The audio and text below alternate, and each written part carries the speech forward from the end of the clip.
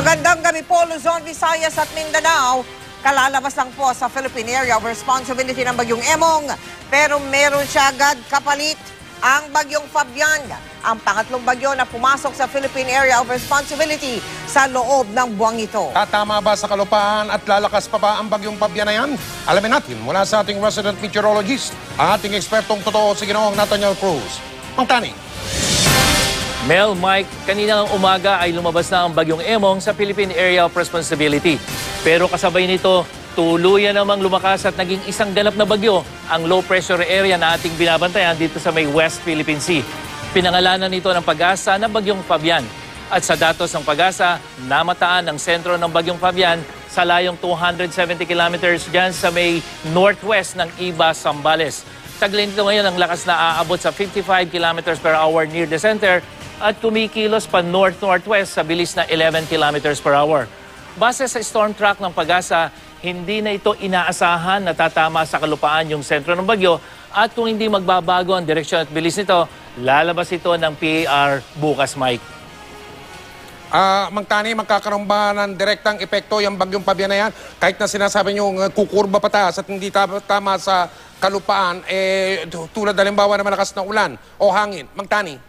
Mike, kung titingnan natin itong Global Forecast System model ng Weather Central, yung sirkulasyon na lumalayo dito, ito yung sirkulasyon o yung sentro ng bagyong si Fabian, papalabas ng ating Philippine Area of Responsibility patungo ng Southern China.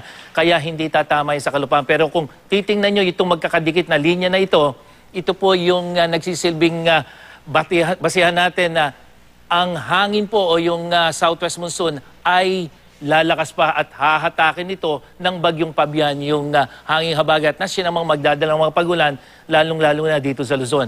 At sa datos ng Weather Central, mararanasan po yung mga pagulan na yan bukas dyan sa western section ng Luzon, lalong-lalo na sa Ilocos Region, Central Luzon at Mimaropa na kung saan mataas po ang tsansang umulan maghapon.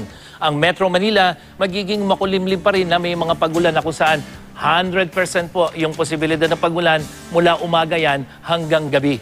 At gayon din sa malaking bahagi ng Visayas, pero mahina hanggang katamtamang pagulan na lamang po ang inaasahan dito. At sa Mindanao naman, magiging bahagyang mas mabuti ang lagay ng panahon, bagamat may mahinang mga pagulan pa ring maranasan, lalong-lalo na dito sa may southern at western section.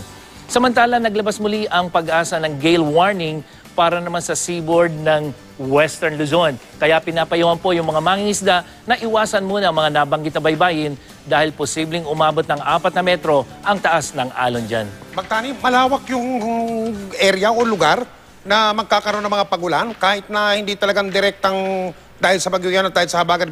Laki ng bilog tsaka ng mga linya, malawak yung sakop. Mang Tani, yan o. Tama yun, Mike. So, ang ano natin, kahit na ito ay tropical depression, yung pong tinitingnan nating Luzon hanggang dito sa may Mimaropa, yan ang posibleng makaranas sa mga pag-ulan bukas kahit na po hindi tatama sa kalupaan itong bagyong si Fabian. Maraming salamat, Mang Tani. At yan ang ating ulat panahon. Ako po si Nathaniel Cruz para sa I Am Ready, serbisyong totoo ng GMA News.